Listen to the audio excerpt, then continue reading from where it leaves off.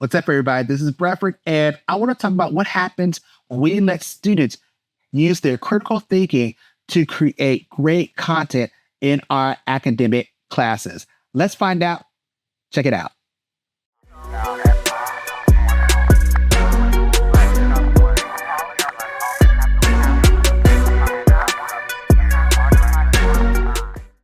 Hey, everybody, this is Bradford, and I'm so excited to show you all as educators what we can do with AI to show that thinking. And this session is called From Prompt to Product, using AI to build those transferable skills. So we want to make sure here that we're not just looking at the tool, but we're looking at the critical thinking that's behind it. So we're going to take this example today of being in a typical science classroom and the students have to do a product. So let's take a look at that. So as you can see here, educators, we're used to giving this out. We've done some great teaching and we give out the objective, we give out the rubric for it to be graded. We do all those things and we send the students off to do that great project that we know that they're going to do. But here's the thing that I have noticed. Where is that thinking? Where is the thinking in between? We usually don't have time to really go through a full expansion of that product in class. So that's why we do send these projects after we've gone through it intensively in the classroom. And this is a really great presentation. But what does it look like to see that thought process with those students? And so that's what we're talking about here, that missing piece, showing that critical thinking with the AI. We want to think about, what do I know or what do the students know about the content that they are developing?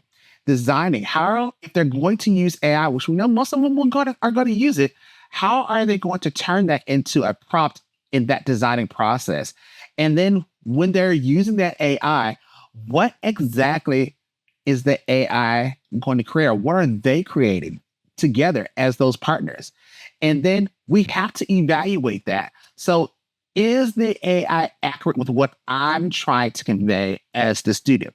And then once this all together, at the end of the day, if we close the AI down, can I still teach that concept? That is the very important thing for students to think about if they're going to be doing that critical thinking process with the tool. So here we are. Before students touch anything, we want them to think about this first. What do I know? What am I trying to show? And how do I structure that? That's very important. And so we want to make sure that the AI, again, is the tool and not just the thinking for everything. So again, what does this look like when we're prompting? You can see this already here. All right. So if we're doing a regular prompt, we're going to go through those step processes. What I know, what I want to show, how should it feel? And in this case, we're doing it with music. So what's the style of music? What are the steps that I'm going to put in that message in that process? So we're all guilty of this. I know I'm very guilty of this. Here is an example of a bad prompt. Hey, you know what? Just write me a song about the water cycle and make something nice. That's not giving a lot of information. And we still want to be able to ask those students those critical thinking questions or get them to critically think, right?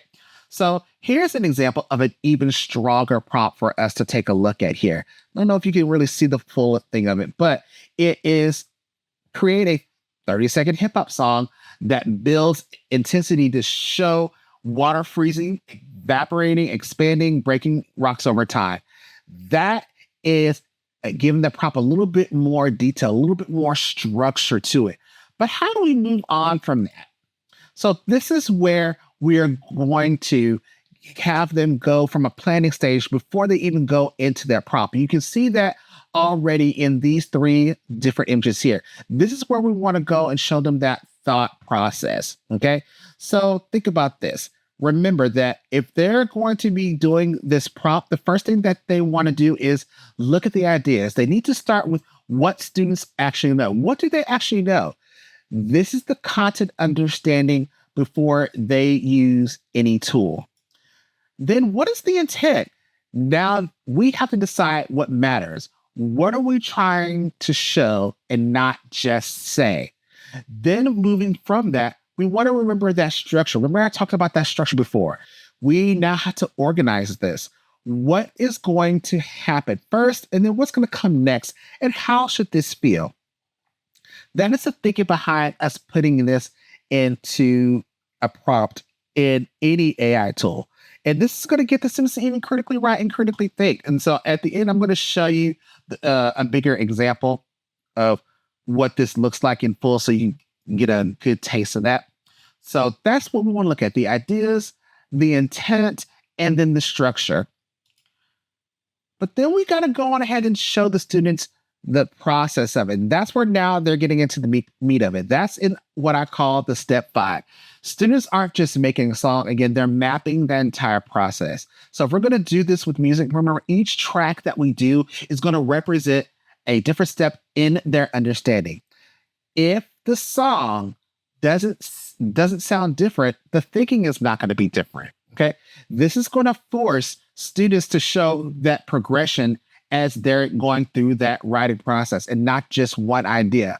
Remember, they're building things step by step. And that's what you see here on the screen here. They're doing their first song, they're asking a couple of questions. And then if you look at the second part, if you stop and zoom in, it's still asking those same questions, but it's leading to, okay, I'm talking about the second part of that process. And then once they get into step 6 right here, when I get into step 6, that's when they can start looking at their ideas from step 1, 2, 3, 4, and 5, and begin drafting that prompt and then writing down the reasonings why they think all of this is important so they can easily explain that. Okay. Now, here is the fun part. I could show you Gemini, and I will towards the end, but I'm going through this in the simulation mode. So as you can see, you can go through your Gemini and you can access creating the music. It's only about 30 seconds, but that's all that you need to show a process. And again, we're talking about steps 1 and step 2. So take a look even at my prompting here from everything that I have created. We know that this isn't perfect. There's a lot to unpack here. You can look at the different grammar techniques. Is that going to get out the mechanics the right way? Is the order right? Do I have my vocabulary here? We're going to talk about that in just a minute, but I just wanted to show you what the actual platform looks like as you're creating this. What it's going to do, it's going to give you that output that you need based on the prompt that you've written, and then it will give you some fun picture where you can play it actually and listen to it. So let's look at that thinking process together. So the thinking is going to show up here in the style, the content, the structure, vocabulary, your tone, and your output. That's how this is going to read out. So every part of the prompt is going to come from that student thinking. Okay. Again, that's the style, the content, the structure, the vocabulary, the tone. None of this is going to be random. It is structured in that way from the worksheets that we worked on to build this very good prompt here. All right. But now we got to do the second track. It's going to be the same process. The same process. You're still going to have it broken up into your style all the way down to your output. Okay. And if you wanted to take a step further, for me, when I typed this out, I wasn't grammatically correct. So I need to make sure that it is grammatically correct so that I get the output that I really, truly need. And that's a lesson in itself. Once the students turn in the paper to show that, they can start looking and editing the structure, make sure everything sounds right so they can execute that great output. So then we are going into that evaluation stage. Now, in the music industry, we just don't throw anything out right now. I'm not a music expert, but we just don't throw stuff out there. We got to evaluate to see if this is going to work for everybody. So we created 2 tracks, but does it sound right? Does it make sense? Is it accurate? So those are the things that we're looking at here. As you can see here on the screen, we're checking for that accuracy. Does the content make sense and stay academically correct? We're checking for the content. Did I use the vocabulary in the right way for my content? Does it align with everything that I'm trying to explain? And does it fit that style that I chose? Remember, I chose in the beginning, for as an example, like the hip hop 90s vibe. Does that match what I'm trying to convey? So those are things that are very important. And so now we're here. We've gone through that process. We've shown the output. We've looked at it the right way. We probably asked our peers to edit it to make sure, edit the prompt to make sure that everything is where it needs to be. And now we have our pieces of music. They're each going to be 30 seconds long, just enough to entice you and have something fun. You know, we're using this through Gemini, so it can't do a full track. But let's listen to the first track. The first track is called Bedrock Wait. I didn't create it. That's what generated. But let's see what that sounds like.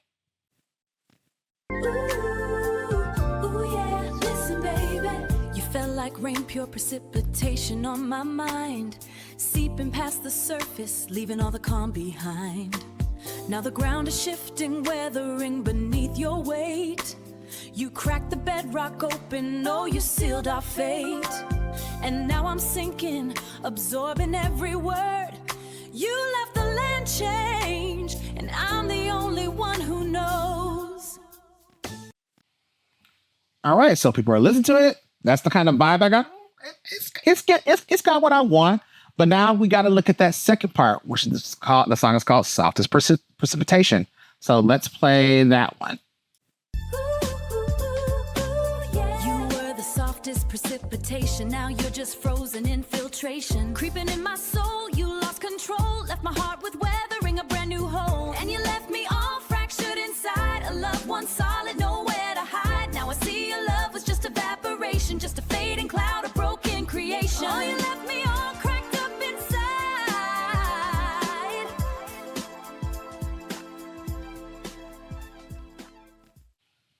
Perfect. And it ends with the whole thing at the end. So if I went back, remember I talked about this shows the images. This is another lesson in itself.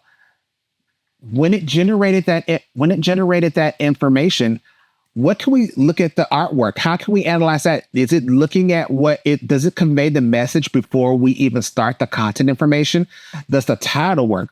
That's another lesson that could be discussed in a peer group or in discussion. They could really break that down in the classroom.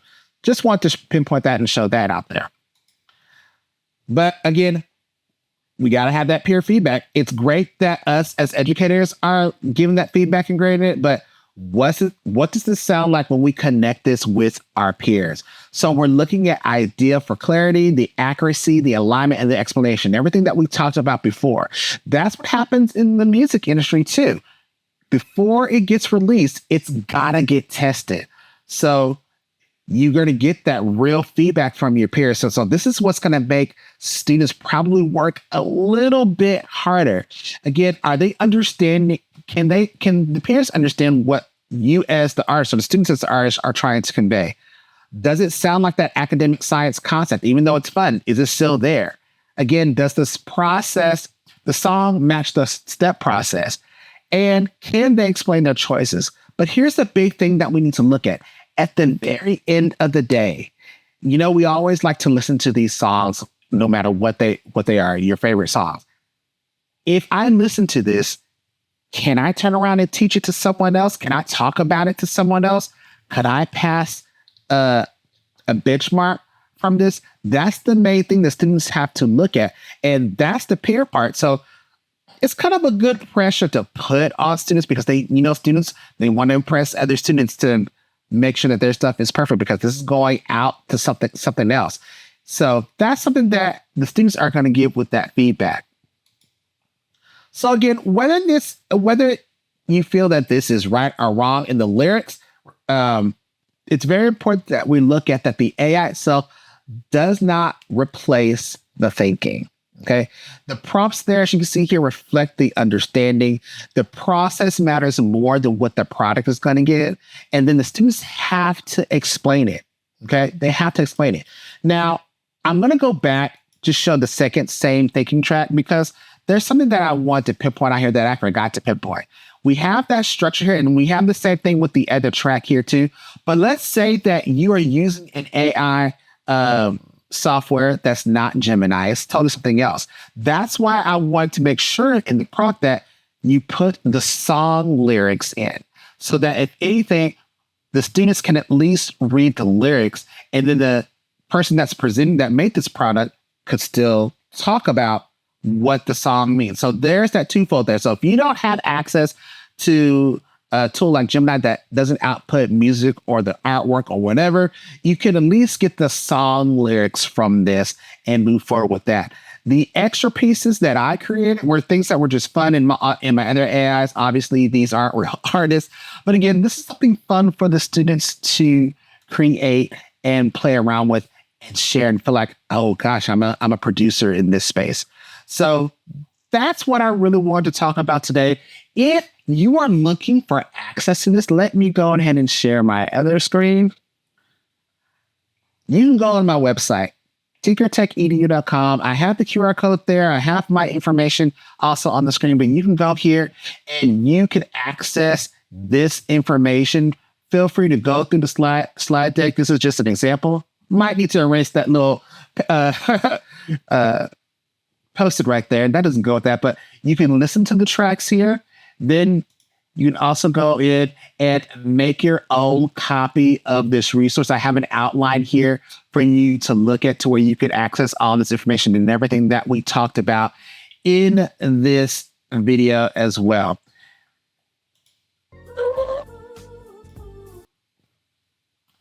Give a little sneak peek there. That is an extra bonus track for you to listen to see if everything is aligned there. And so that is pretty much it for what I have here. I just want to also show you what that worksheet looks like. Again, once you make a copy and once you go onto my site and access this, you can go ahead and get that copy, cater it to where you need to cater it to. It doesn't matter. And let me show you my thinking process throughout this whole entire presentation. So as you can see, I go through here and I have different ideas. There are some things that I like. There are some things that I don't like here.